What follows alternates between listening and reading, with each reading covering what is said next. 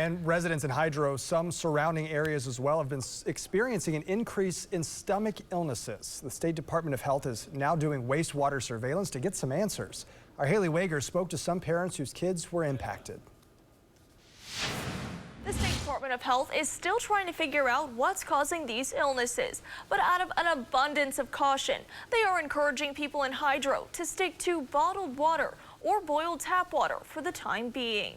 I mean, just having my baby feel like that, it was just horrible. 2 weeks in the hospital after an E. coli infection. I was just in tears like every day because I just didn't know what to do for her. Taylor Bierig says her 3-year-old daughter was one of many battling a stomach illness in the Hydro area. Everybody that was in the hospital that night, the doctor said they had the same exact thing. Another person with the same exact thing.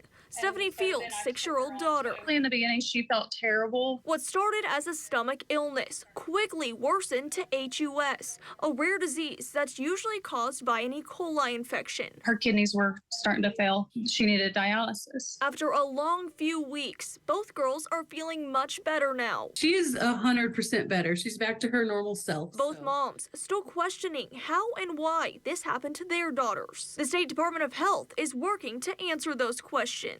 We started to do these investigations to determine what exactly is causing these stomach illnesses. Through wastewater surveillance, 2 pathogens have been identified by the Department of Health among lab-positive cases. Water is kind of like the main source of where we have been able to find a commonality. But they're still doing tests and investigating. In the meantime, they're recommending bottled or boiled water, staying home if you have any related symptoms, all out of an abundance of caution. You never know, and I just don't want her to go through that again. It was absolutely heartbreaking. Haley Wager, Oklahoma's own News 9.